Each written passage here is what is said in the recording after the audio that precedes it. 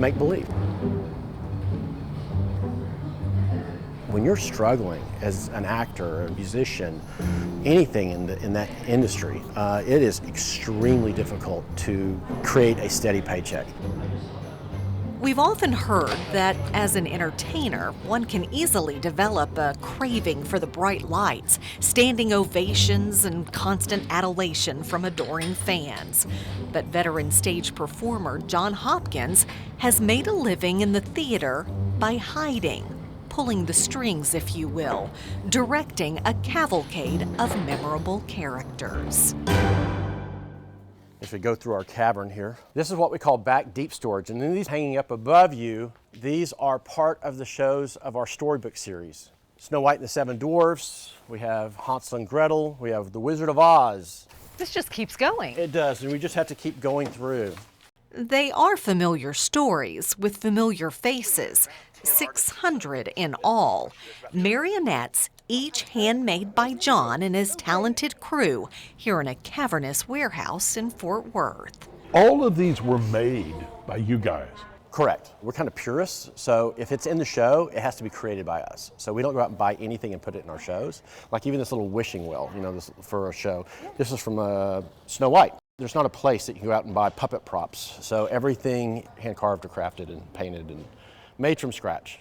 I remember the puppets by the years I made them. So this puppet is probably close to 20 years old now, right? Because I remember my kid being like 3 or 4 years old when I carved him, and he was just so fascinated with this puppet. Because it's a clown that actually works another puppet. He actually blows up a balloon. First of all, what's the difference between a puppet and a marionette? That's so common a question that we get, and it's very simple. Marionette comes from, the term was Little Mary. Back in the 16th century, they would do these passion plays with biblical shows, and Little Mary became Marionette. It became very popular in Europe, especially during the reign of Queen Victoria, because they outlawed public performances of actors because it was so politically based. But the loophole was you could do marionette shows.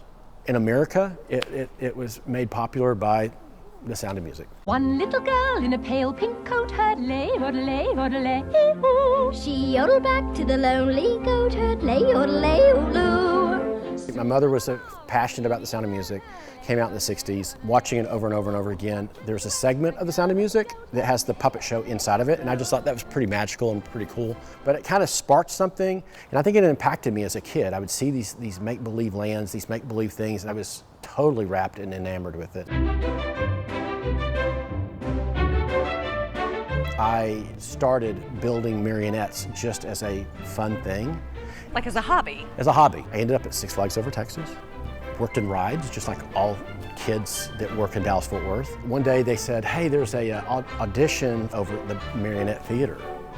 And I said, oh, I'd love to do that. I ended up getting the job. So that's how it progressed. And then I was there for 7 years. And then Children's Television Workshop, Anaforms, these other companies, then I ended up at Sid Marty Krofft Television. What we're doing here is, these are the 4 iconic puppets from The Wizard of Oz. You have to do what's called a lot of crossing, where the puppeteers are crossing in front of each other. In some cases, the puppeteers are also having to work 2 puppets like we're doing. And it is close comfort. This particular show has 4 puppeteers. Think about it. You probably have never actually seen a marionette show unless you're in your 80s. But as technology replaced that, you just don't see it. You might see it on TV, you might see archived footage, but most people have never seen a marionette show. When we're performing somewhere, someone will say, they're 70 years, 60 years, they'll say, I haven't seen this since I was a child. I am definitely working up a sweat. We don't have heavy puppeteers per se. Most of the people that are pretty lean, and they might not come to us lean, but they leave us lean because you're working, you're up and down, you're holding stuff. It's very aerobic. It is a workout in the different things. It's also a back workout. It's called Le Théâtre des Marionnettes, and today, because nobody can pronounce that, we're LTDM Entertainment. Here we find the mystical creatures of the rainforest and the dance of the Mayans. So in this particular performance, the puppeteers are on stage, or as we call cabaret. They're performing right alongside with the puppets. Of all the places they perform, it's the State Fair of Texas each autumn, resulting in packed house performances like it has for years. I don't perform anymore unless I absolutely have to. Most of the time I'm behind the scenes. You know, I compare it kind of like to Walt Disney. In his later years, he didn't draw anymore. He had found much more creative, wonderful people who could do the job much more efficiently. Fiestas to Marionette, everyone! I think that people love storytelling. Think about it. It's all storytelling. It's just a different medium. Storytelling is not going to go out of style.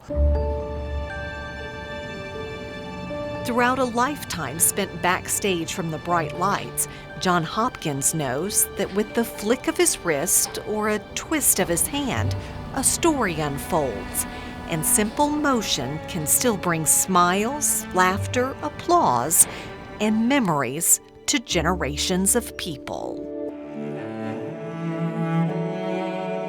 What's great about what I do is I have shows that are 30 and 40 years old. They were built in the 80s and the 90s, and they're still performing today.